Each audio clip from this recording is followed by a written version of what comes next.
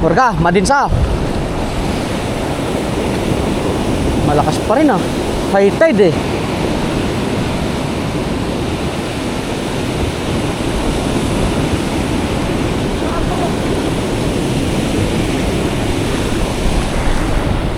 Fight!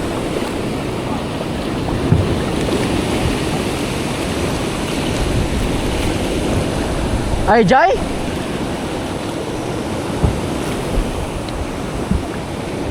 Na?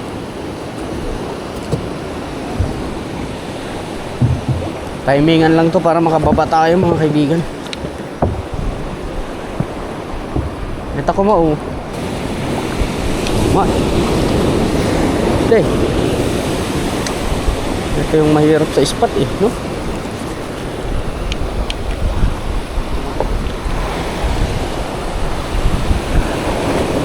Baka abutan na kami din naganak dito oh. Batak-batar, daming rad ko. Pag ako yung atake niyan talaga, bitawan ko lahat ng rad. Clear.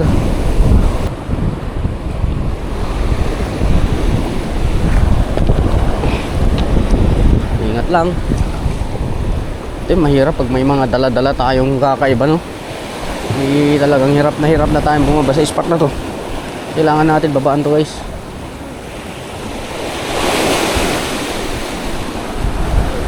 Wala na. Jensan.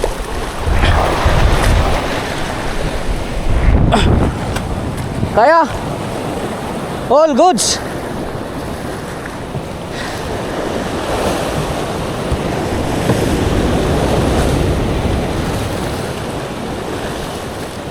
Joket tayo.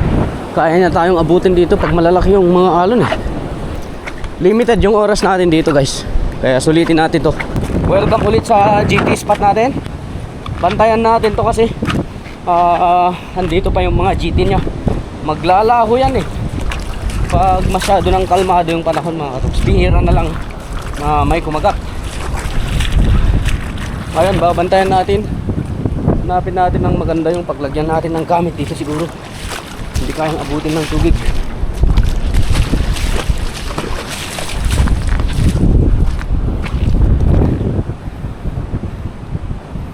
Medyo malakas, guys. So hopefully andyan clear yung tubig niya eh. So hopefully andyan yung mga big eye nya. Kaninang umaga galing na kami dito, mga katoks. Nakahuli kami agad ng dugtut tuna dyan at saka big eye trevally. Pero hindi ko pa na-record, mga katoks, kasi madilim ang paligid. So ngayon mas pinabuti kong bumaba, guys, para lalo nating ma-explore at mabantayan tong spot na to sa loob lang ng 2 oras.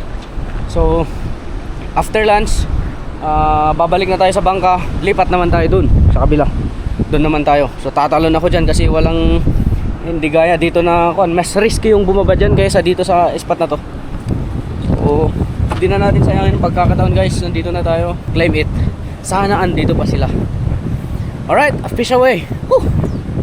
Dalawa yung rod na dinala ko, panjig at saka popping. Yung naputol to pero pwede pa naman, mga kaibigan. So ito yung gamitin natin. Alalay lang yung pangjig kung sakaling maputol ulit tong rod natin ngayon. Sana wag naman, no? Kasi wala tayong pambili.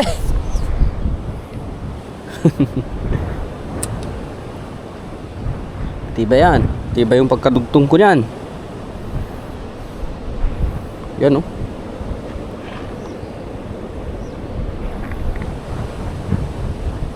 Sana wag maputol ulit, guys. Mabulilyaso tong fishing adventure natin dito pag naputol yan.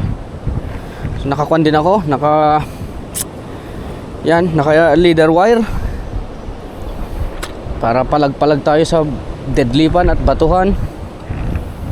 So gamit tayo dito ng Michael Cable Lures. Gusto kong gamitin ay itong blue. Maganda, guys. MC Lure. Or white na muna kaya kasi tanghali. Yan. Nagamit ko na to dati dito guys, yung pinanghuli natin ng 9 kg na GT.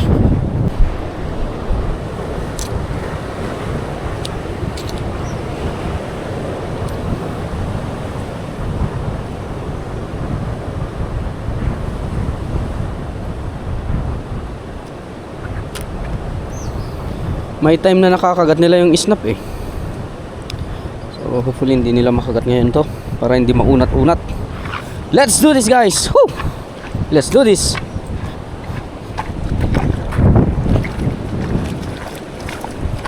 Tayo ng pwesto.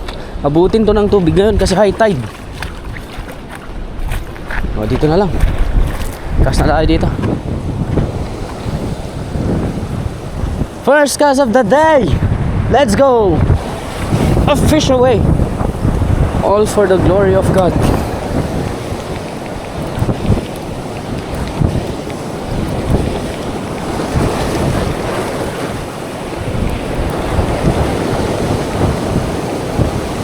Sana magparamdam sila.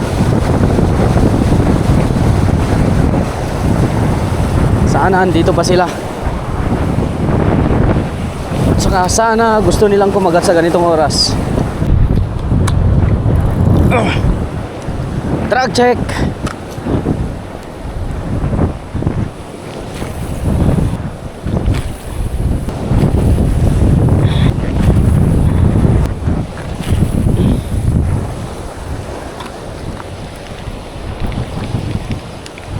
Ay, yan na guys. Yan na guys. Hindi na dakma. Hindi na dakma. Sus. Sayang. Sayang. Nakuha konti. Konti lang. Hindi niya talaga na. Sayang guys. Ulitin mo.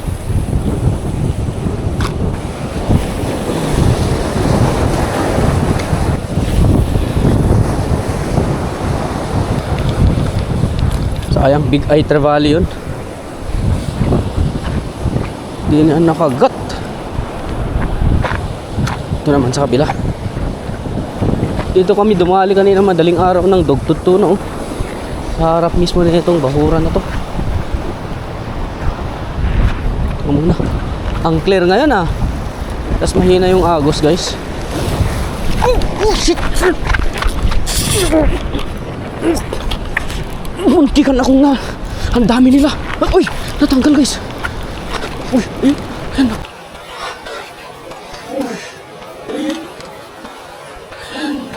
Ay lang oh. Come on.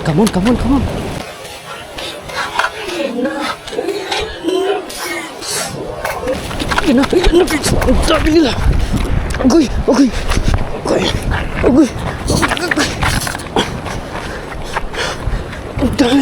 Ang dami nila guys. Double hook. Huwag mong ikas-kasay. Atakin natin guys. Atakin natin dito sa taas. Yan na. Atakin natin. GT. Black GT. Aray mo. Atakin pa natin. Ayan, ang dami nila. Kawan guys. 1-0. Thank you Lord.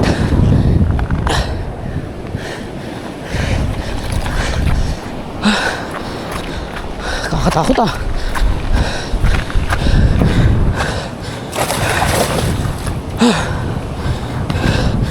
Muntikan ako nung una. Muntikan ako nalaglag.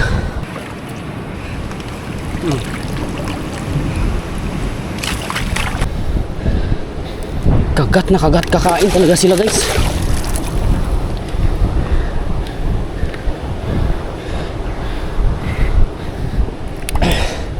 Sus.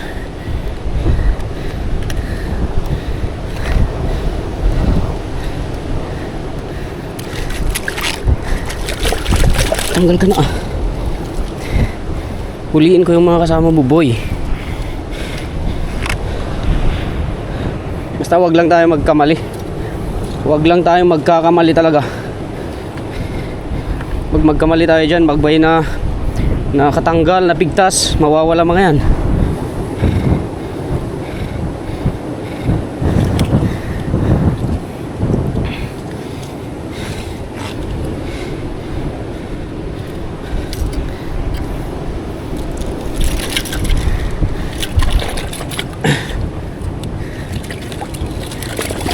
Oo, yan. Ah.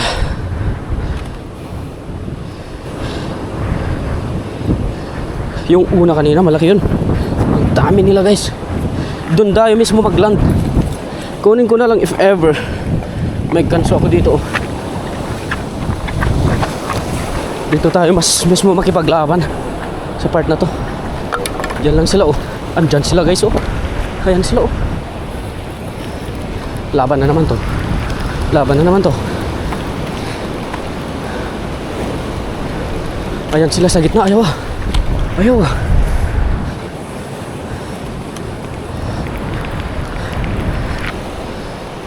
Ayan sila guys oh.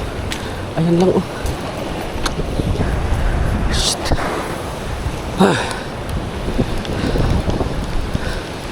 Isa lang ba magpapahuli sa inyo? Weh.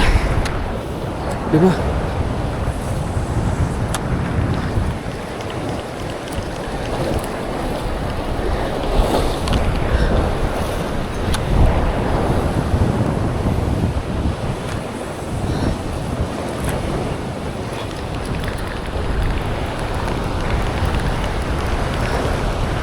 Come on. Nakahalata sila guys. Babalik mga yan. Ayan. Ayan lang sila sa silong guys. Ayan na humabol. Nagkagulatan lang kaninang una siguro. Hindi. Kakagat mga yan mamaya. Dito muna tayo sa kabila.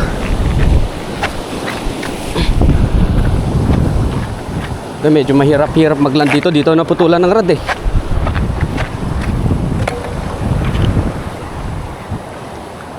Come on, Tux. You can do this. A fish away.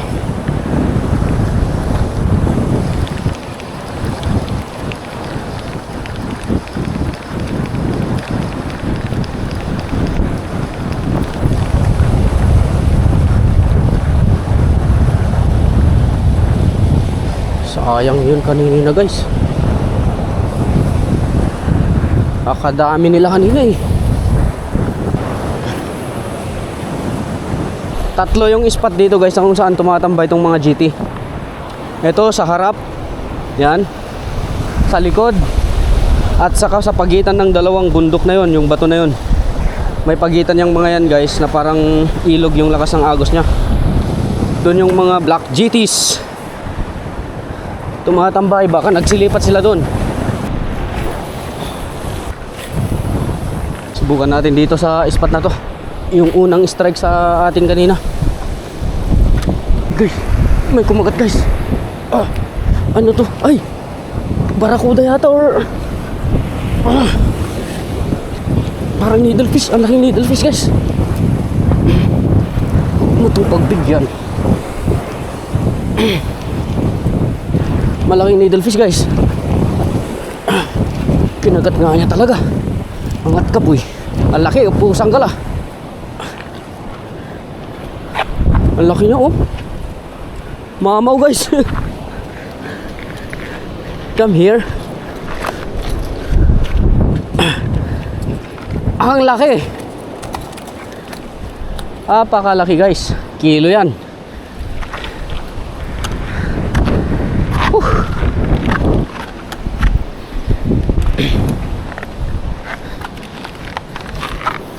Dalawang isda men. Needlefish, disgrasya sa pisngi. Pinag-tripan mo ah.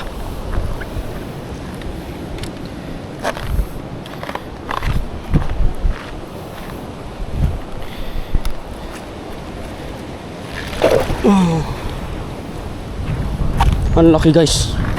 Sulit. Siguro mamaw yung mga nandito ah. Samayin oh. Mas malaki pa sa braso ko. Hindi ko kayang hawakan lahat oh.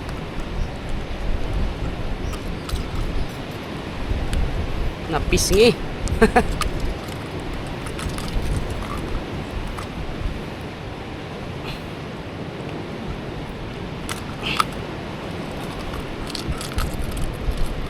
Sakto sa paghatak ko mga kadogs. Ang laki, ang haba men. Oh. Oh, hindi ko kaya. Aba.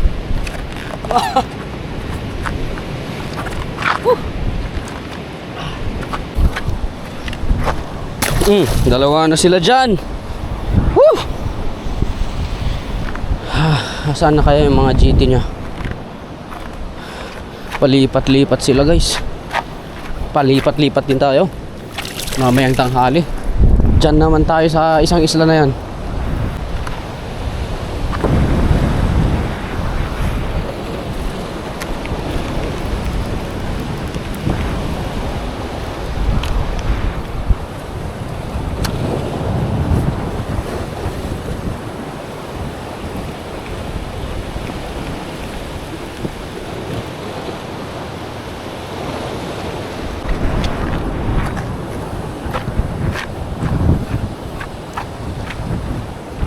Masyado itong mababa tong ganso eh.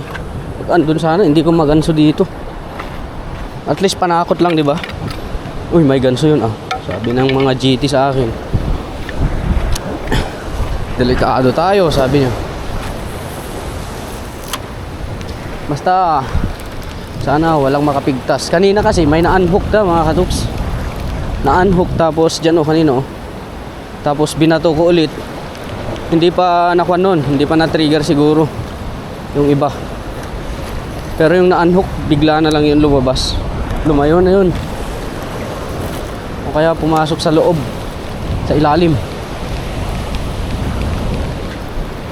Palitpain muna. Baka na-memorize nila. Na-memorize kaya nila guys. Sa study, sinasabi nila na memoryado daw yung isda. Lalo kung lagi ka sa spot tapos lagi ganun yung pain mo, yung kulay ng pain. Sabi nila.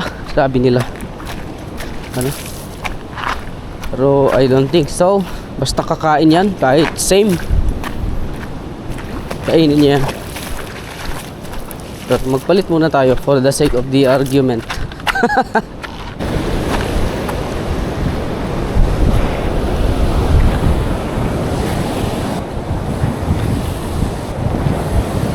Itong pagitan ng bato na yan at saka dito guys, lungga ito ng Maori eh. Pero bakit wala na sila? Unang sampa namin dito, Maori agad yung sumalubong sa amin dyan eh. Napakalaking Maori guys. Ay! What? Kaya pala parang nag-wind net ako. Ito pala yung rason mga katoks. Natanggal yung ring guide, kung ano-anong nangyayari na sa rad na to. Matanggal ang ring guide, maputol.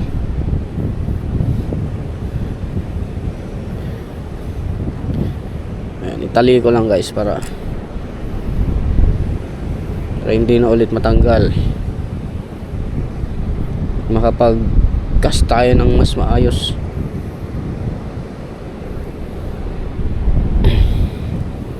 Pwede pa yan.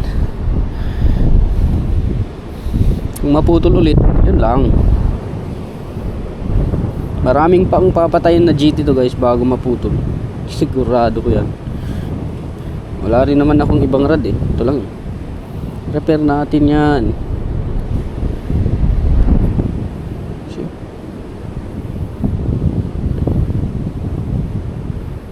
Soon mag-overnight tayo sa spot na to.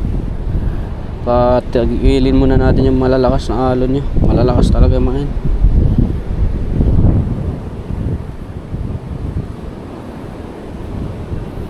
Okay na yan.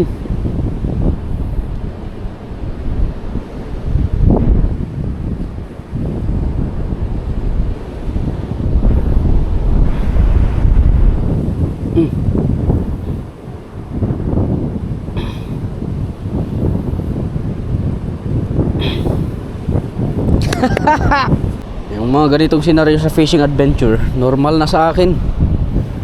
Kesa uwi tayo o kaya bibili ng bago, ayusin.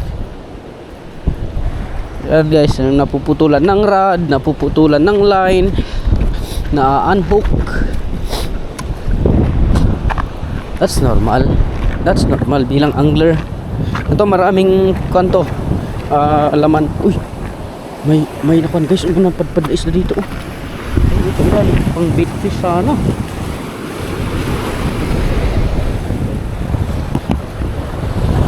Ayun sa ilalim. Oh. Ito guys, may mga lobster to. Ito sa part na yan. Oh. Yan. Ito mismo yun. Yung butas na yan. May lobster yan. Sa mga darating na araw, pag kumalma, tambayan natin to. Imagine mo, bato sa gitna ng dagat, imposibleng walang laman na isda, di ba?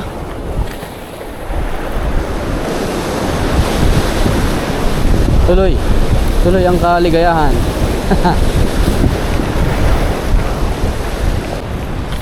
Balikan natin yung pinagpunan natin ng GT. Balik bumalik na sila dito.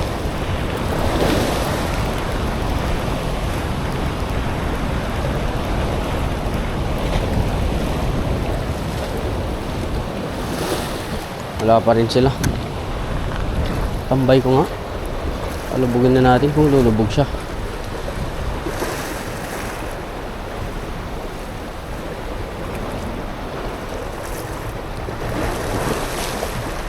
Baka nasa ilalim ng mga yan guys. Pero andito pa rin sa tapat natin yan. May mga time na sila, lalarga na ulit sila para mag-hunt. Kung wala sila dito, andun sila sa bato na yun.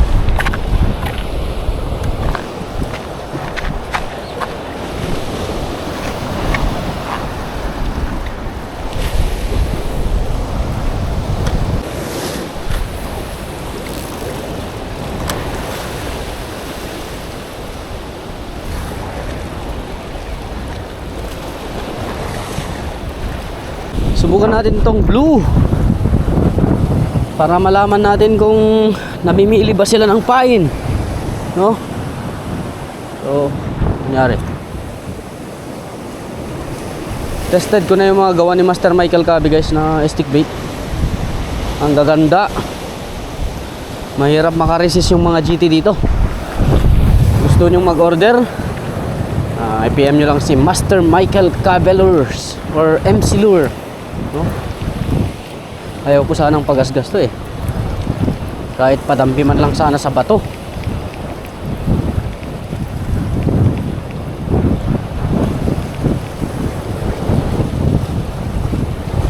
Hoy!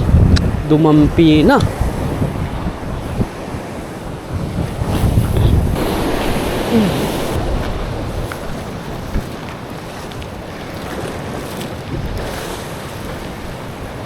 Wala na naman sila guys. Oras talaga sila. Sinubukan na lahat. Micro jig, popper, stick bait, soft bait yung nakakabit dyan sa arad natin eh. Iwasan na yung bunker natin. Balik na muna tayo sa bangka.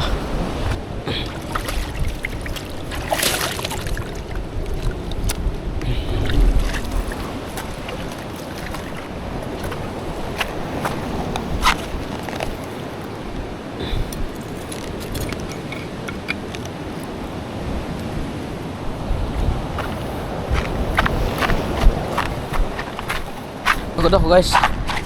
May dalawa na tayong huli.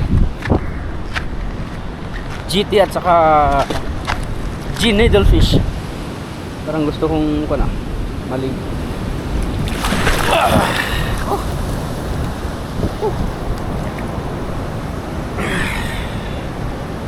Tama na yun.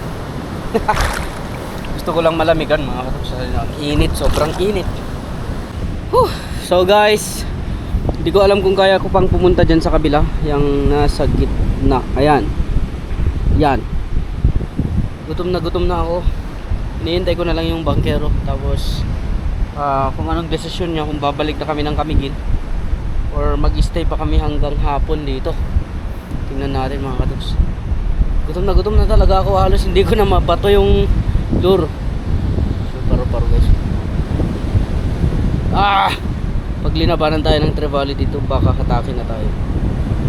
Sayang yung una kanina, yung pakagat natin. Kung hindi sana natin napasaktan yun, sina-unhook eh. Hindi sana sila umalis. At saka natanggal ko sana agad yung hook dyan sa GT na yan. Baka mahabol pa sana natin. Ang dami nila kanina guys. So ewan ko, balikan ko ulit sa ibang araw to or mamaya dyan sa kabila ng bato na yan sa next episode guys. Kasi kung wala sila dyan at dito, malamang andyan sila. Andito lang sila paikot-ikot sa na to. Maraming bahura to. May bahura dun, bahura dyan, dyan sa kabila, mas bahura dun sa pinupuntahan natin na malalaki yung huli natin. Dyan nalaglag yung camera oh, sa bahura dyan. Dyan ako nakadali guys ng 39.7 na Black GT. Pero sa boat ako, sa boat casting. So naland ko, nalaglag naman yung camera, kaya medyo na-delay yung mga uploads natin. So sayang, napakalaki nun guys. At ito yun oh. Ayan, diba? So hanggang dito na lang mga kaduks. Kita-kits sa another fishing adventure. Ano man ang mangyari, fishing adventure pa rin, no? Magkakaroon din tayo ng chance soon pag wala yung mga ibon dito, na paliparin yung drone at makita natin ang buo itong Limayag spot. So fish away guys, all for the glory of God. Bro, fish.